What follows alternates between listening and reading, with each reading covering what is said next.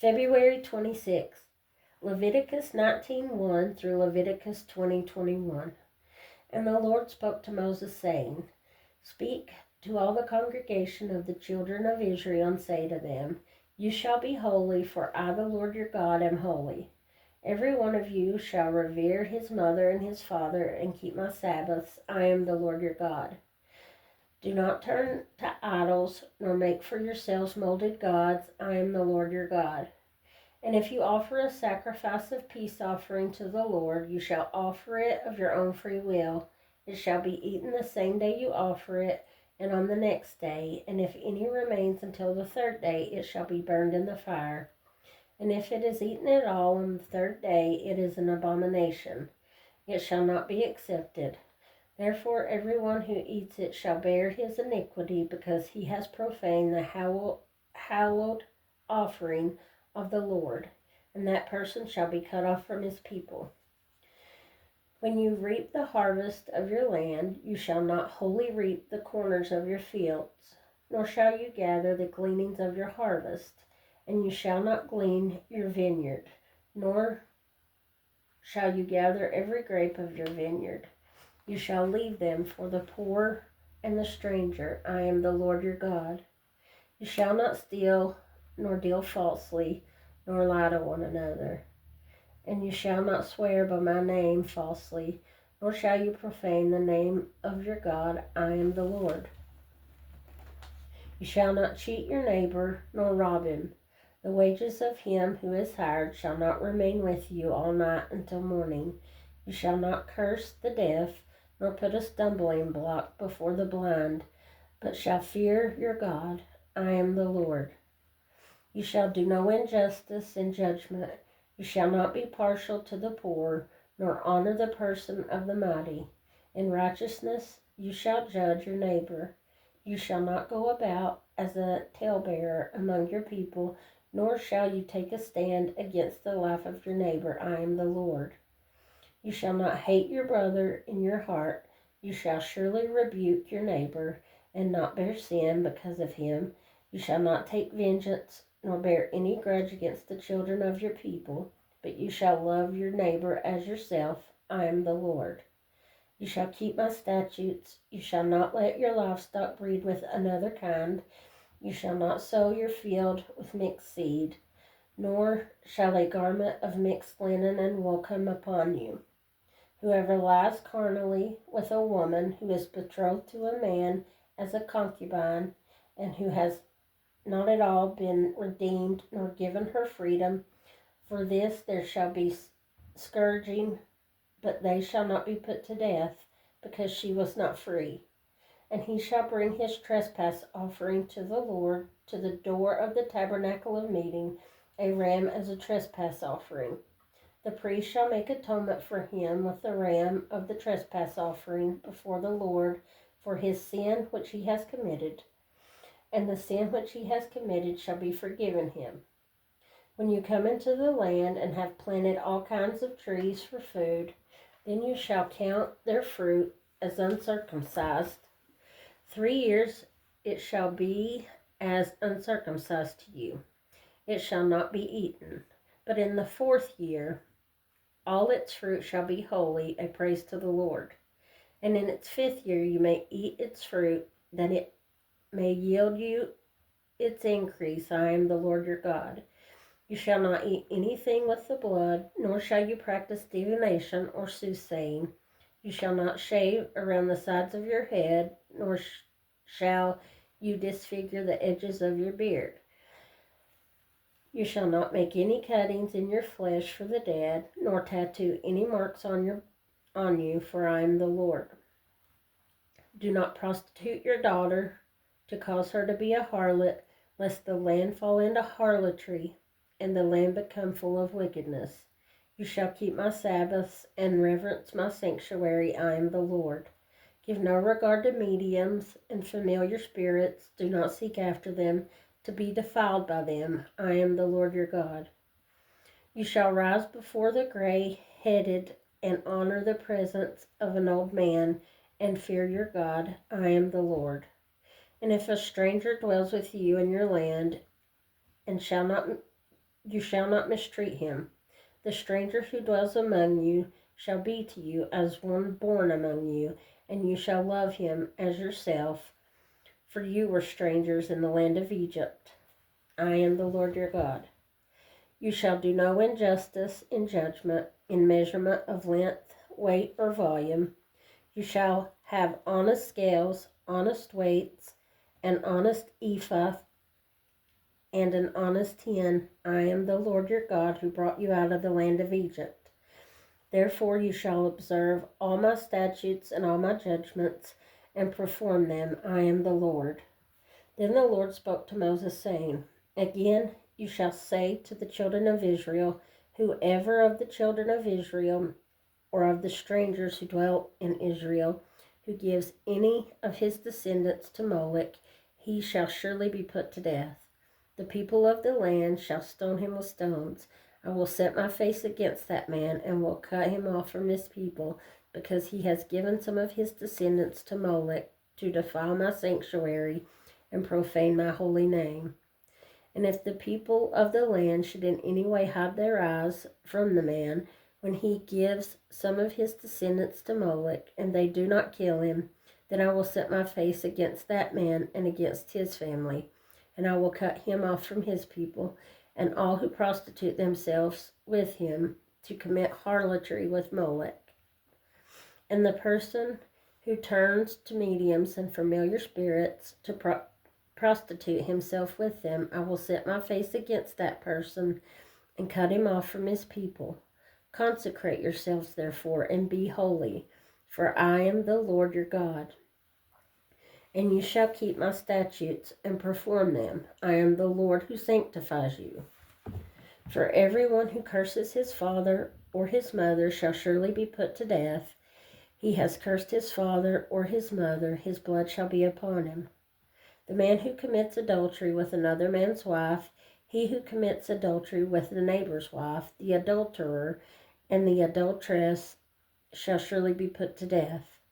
The man who lies with his father's wife has uncovered his father's nakedness. Both of them shall surely be put to death.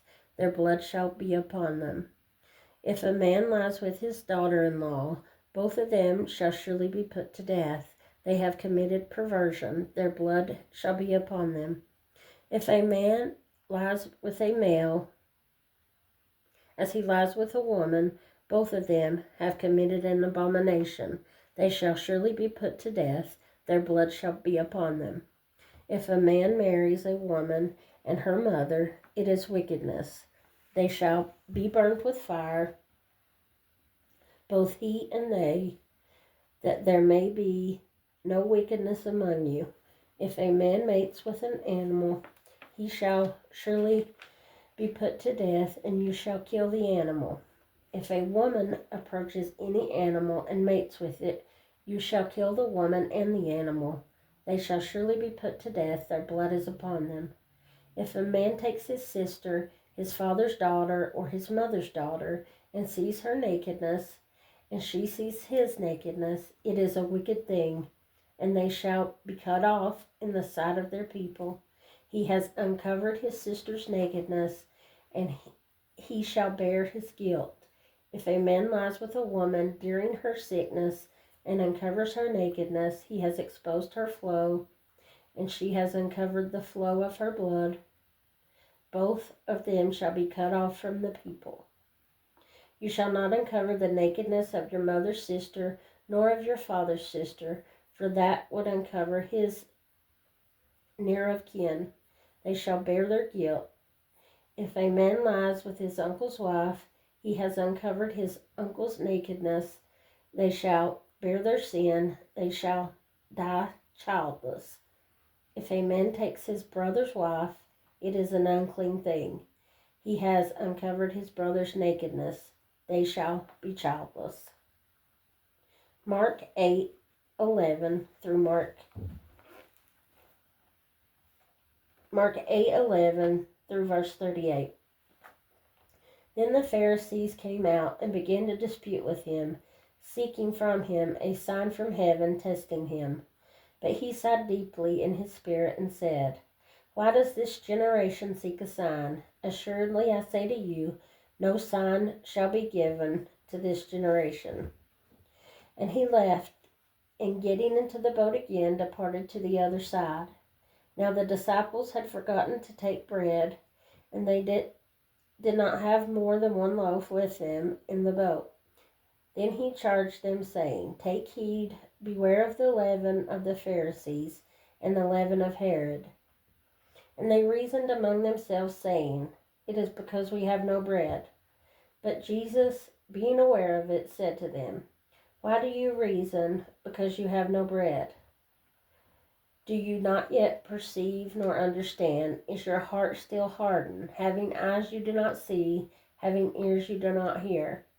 And do you not remember, when I broke the 5 loaves for the 5,000, how many baskets full of fragments did you take up?" They said to him, 12. "Also when I broke the 7 for the 4,000, how many large baskets full of fragments did you take up?" And they said, 7. So he said to them, "How is it you do not understand?" Then he came to Bethsaida, and they brought a blind man to him, and begged him to touch him. So he took the blind man by the hand, led him out of the town, and when he had spit on his eyes and put his hands on him, he asked if he saw anything. And he looked up and said, "I see men like trees walking." Then he put his hands on his eyes again and made him look up, and he was restored and saw everyone clearly. Then he sent him away to his house, saying, "Neither go into the town, nor tell anyone in the town." Now Jesus and his disciples went out to the towns of Caesarea Philippi, and on the road he asked his disciples, saying to them, "Who do men say that I am?" So they answered, "John the Baptist, but some say Elijah, and others one of the prophets." He said to them, "But who do you say that I am?" Peter answered and said to him, "You are the Christ." Then he strictly warned them that they should tell no one about him. And he began to teach them that the Son of Man must suffer many things, and be rejected by the elders and the chief priests and scribes, and be killed, and after 3 days rise again. He spoke this word openly. Then Peter took him aside and began to rebuke him. But when he had turned around and looked at his disciples, he rebuked Peter, saying, "Get thee behind me, Satan, for you are not mindful of the things of God, but things of men." When he had called the people to himself, with his disciples also, he said to them, "Whoever desires to come after me, let him deny himself, take up his cross, and follow me. For whosoever desires to save his life will lose it, but whoever loses his life for my sake and the gospel's will save it. For what will it profit a man if he gains the whole world and loses his own soul? Or what will a man give in exchange for his soul? For whoever is ashamed of me and my words in this adulterous and sinful generation, of him the Son of Man also will be ashamed when he comes in the glory of his Father with the holy angels." Psalm 42, 1 through 11.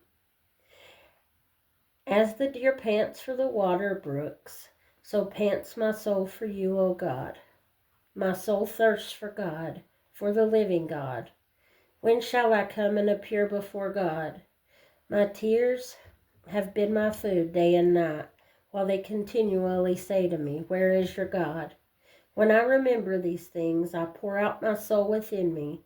For I used to go with the multitude. I went with them to the house of God, with a voice of joy and praise, with a multitude that kept a pilgrim feast. Why are you cast down, O my soul? And why are you disquieted within me? Hope in God, for I shall yet praise him, for the help of his countenance. O my God, my soul is cast down within me. Therefore I will remember you from the land of the Jordan, and from the heights of Hermon, from the hill of Mizar. Deep calls unto deep at the noise of your waterfalls. All your waves and billows have gone over me. The Lord will command his loving kindness in the daytime, and in the night his song shall be with me, a prayer to the God of my life. I will say to God my rock, why have you forgotten me? Why do I go mourning because of the oppression of the enemy? As with the breaking of my bones, my enemies reproach me, while they say to me all day long, where is your God? Why are you cast down, O my soul? And why are you disquieted within me? Hope in God, for I shall yet praise him, the help of my countenance and my God. Proverbs 10:17. He who keeps instruction is in the way of life, but he who refuses correction goes astray.